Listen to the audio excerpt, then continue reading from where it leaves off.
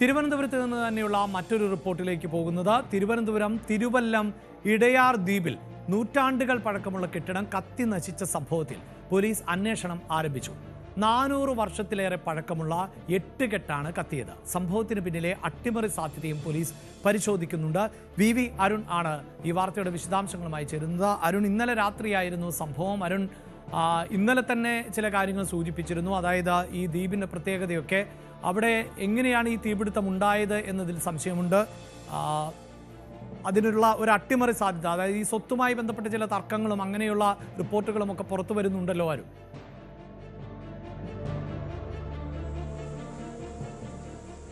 അഭിലാഷ്, നാരകത്തറ കുടുംബത്തിന്റെ ഉടമസ്ഥതയിലുള്ള ഒരു ക്ഷേത്രമാണ്. ക്ഷേത്രത്തോട് ചേർന്ന് തന്നെയാണ് ഈ 8 കെട്ട്, പഴയ 8 കെട്ട്, 400 വർഷത്തിലേറെ പഴക്കമുള്ള ഒരു കെട്ടിടമാണിത്. അവിടെ ഈ ക്ഷേത്രത്തോട് ചേർന്നുള്ള ആ കെട്ടിടത്തിലാണ് ഇന്നലെ രാത്രി ഏതാണ്ട് 7:30-ക്ക് ശേഷമാണ് തീ പിടിച്ചത്. ആദ്യം നാട്ടുകാർ കരുതിയത് ചപ്പുചോറിൽ കൂട്ടിയിട്ട് തീ കത്തിക്കാറുണ്ട്, അങ്ങനെ തീ പടർന്നതെന്നാണ് കരുതിയത്. പക്ഷെ പിന്നീട് അത് വലിയ രീതിയിൽ തീ കത്താൻ തുടങ്ങി. അങ്ങനെയാണത് ആ കെട്ടിടം ഒന്നാകെ കത്തിപ്പോകുന്നു. അത് ഏതാനും വർഷങ്ങൾക്ക് മുമ്പ് വരെ ഓലമേഞ്ഞ ഒരു 4 കെട്ട് 8 കെട്ടായിരുന്നു. പിന്നീട് അത് തകര ഷീറ്റ് ഇട്ടാണ് അതിൻ്റെ മേൽക്കൂര ഉണ്ടായത്. പക്ഷെ ആ മേൽക്കൂര ഒഴികെയുള്ള മുഴുവൻ ഭാഗങ്ങളും തടിയിൽ തീർത്തതാണ്.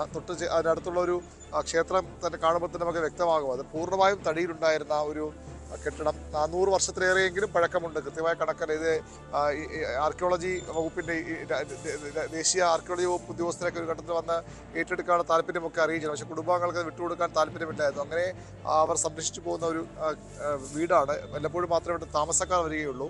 ഇന്നലെ വൈകിട്ട് 6 മണിയോടുകൂടിയാണ് അവിടുത്തെ ക്ഷേത്രത്തിൽ വിളക്ക് കത്തിക്കുന്ന ആൾ, അവിടെ പൂജാരിയായി നിൽക്കുന്ന ആൾ വിളക്ക് കത്തിച്ച ശേഷം തിരികെ പോകുന്നത്. ഇപ്പോൾ പോലീസിനെ ആദ്യം ഈ ഫയർഫോഴ്സ് ഉദ്യോഗസ്ഥരെ കരുതിയത് ഷോർട്ട് സർക്യൂട്ട് ആകാം അപകട കാരണം എന്നുള്ളത്. പക്ഷേ അതിനുള്ള സാധ്യത ഇല്ലാതാകുന്നത് അവിടെ ഈ 6 മണിക്ക് ഇയാൾ പോകുമ്പോൾ തന്നെ എല്ലാ ദിവസവും പോകുമ്പോൾ ഈ വൈദ്യുതി കണക്ഷൻ കൂടി വിച്ഛേദിച്ചിട്ടാണ്, മെയിൻ സ്വിച്ച് ഓഫ് ചെയ്തിട്ടാണ് പോകാറുള്ളത്. അങ്ങനെയെങ്കിൽ എങ്ങനെ പിന്നീട് ഷോർട്ട് സർക്യൂട്ട് ഉണ്ടായി എന്ന ചോദ്യമൊക്കെ സ്വാഭാവികമായി സംശയമായി ഉയരുന്നുണ്ട്.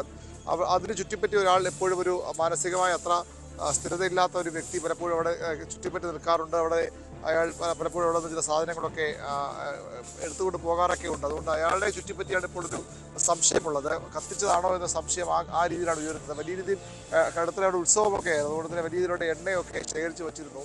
അതുമൊക്കെ കത്തിയതും ഈ തടി മുഴുവൻ നിന്ന് കത്തിയതുമാണ് ഈ പൂർണ്ണമായത് കത്തിപ്പോകാൻ കാരണം. മറ്റൊരു സാഹചര്യമുള്ളത് ഞാൻ സൂചിപ്പിച്ച പോലെ, അഭിലാഷ് പറഞ്ഞ പോലെ, ദ്വീപാണ്. ഒരൊറ്റ വഴി മാത്രമേ അവിടേക്ക് വരാനുള്ളൂ. അതൊരു ചെറിയ പാലമാണ്, ഇരുമ്പ് പാലമാണ്. പുതിയ പാലം നിർമ്മിക്കുമെന്നൊക്കെ നേരത്തെ കുറേ നാളുകളെ പറയുന്നു. പക്ഷേ പാലം ഇതുവരെ യാഥാർത്ഥ്യമായിട്ടില്ല. അവിടേക്ക് വരാൻ ചെറിയ വാഹനങ്ങൾ, ഫയർഫോഴ്സിൻ്റെ ചെറിയ വാഹനങ്ങൾ മാത്രമേ അവിടെ കടന്നു വരാൻ കഴിയുകയുള്ളൂ. വലിയ വാഹനങ്ങളെത്തി വെള്ളം കൊണ്ടുവന്ന് തീ അണയ്ക്കാൻ കഴിയാതെ പോയൊരു സാഹചര്യം കൂടി ഉണ്ടായത്. അതുകൊണ്ടാണ് പൂർണ്ണമായത് കത്തിപ്പോകാൻ കാരണം.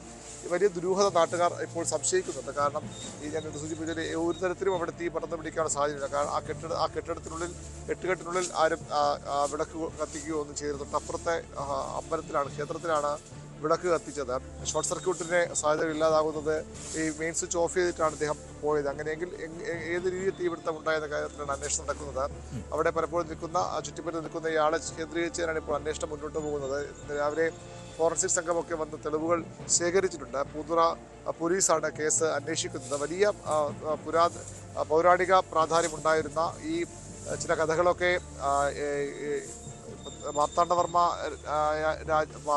രാജാവുമായി ഒക്കെ ബന്ധപ്പെട്ടുള്ള ചില കഥകളൊക്കെ ഇതിനുണ്ട്. അങ്ങനെ അവർക്ക് ഈ കുടുംബത്തിന് നൽകിയ പ്രദേശം, ഇഷ്ടദാനമായി നൽകിയ പ്രദേശമാണ്. മാർത്താണ്ഡവർമ്മയ്ക്ക് ഒരു ഘട്ടത്തിൽ സംരക്ഷണം ഒരുക്കിയ കുടുംബമാണെന്നൊക്കെ ഒരു കഥകളുണ്ട്. അതിലൊക്കെ ഒരു സ്ഥിരീകരണം വരേണ്ടതുണ്ട്. പക്ഷേ അങ്ങനെ ഒരു വലിയ രീതിയിൽ ചരിത്ര പ്രാധാന്യമുള്ളൊരു കെട്ടിടമാണ്. 400 വർഷമെങ്കിലും പഴക്കം വരുന്നൊരു കെട്ടിടം. അതാണ് ഇതിലിപ്പോൾ അരുൺ ഈ സൂചിപ്പിക്കുന്ന പോലെ അത് ദ്വീപാണ്. അതുപോലെ അരുൺ തന്നെ സൂചിപ്പിച്ചു അവിടേക്കുള്ള പ്രവേശന മാർഗം എന്നതും വലിയ ബുദ്ധിമുട്ടാണ് എന്ന് പറയുമ്പോൾ ഈ സാങ്കേതിക സംവിധാനങ്ങളൊക്കെ പ്രയോജനപ്പെടുത്താത്ത ഒരിടം കൂടിയാണോ? അതായത് CCTV പോലെയൊക്കെ അങ്ങനെയൊക്കെയാണല്ലോ സാധാരണ.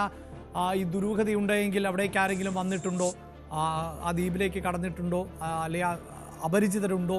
ഇതൊക്കെ കണ്ടെത്തണമെങ്കിൽ ഏറ്റവും ഉപകാരപ്രദമാവുന്നത് CCTV അല്ലെങ്കിൽ അങ്ങനെയൊക്കെയുള്ള സംവിധാനങ്ങൾ ഉപയോഗിച്ചിരുന്ന ഒരിടമാണോ? അത്തരം കാര്യങ്ങൾ അറിയാമോ അരുൺ?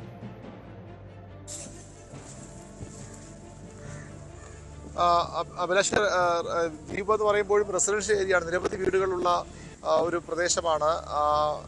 തിരുവനന്തപുരം നഗരസഭയുടെ കീഴിൽ വരുന്ന ഒരു വാർഡിൽ ഉൾപ്പെടുന്ന പ്രദേശം കൂടിയാണത്. അങ്ങനെ മറ്റ് സൗകര്യങ്ങളൊക്കെ അവിടെ ഉണ്ട്. ഈ ദ്വീപിലേക്ക് വരാനുള്ള വഴി ഒറ്റ ഇരുമ്പ് പാലം എന്നൊഴിച്ചാൽ ബാക്കി സംവിധാനങ്ങളൊക്കെ ഉള്ള സ്ഥലം തന്നെയാണ്. ഈ ക്ഷേത്രത്തിൻ്റെ ഭാഗത്തേക്ക് ഒരു കുടുംബക്ഷേത്രമായതുകൊണ്ട് തന്നെ അവിടെ CCTV ഒന്നുമില്ല. വലിയൊരു വിശാലമായ പറമ്പ്, അതിൻ്റെ പിൻവശത്തായിട്ട് ഈ വീടും അതുപോലെ തന്നെ ക്ഷേത്രമൊക്കെ വരും. ആ ഭാഗത്ത് CCTV വെച്ചിട്ടില്ല.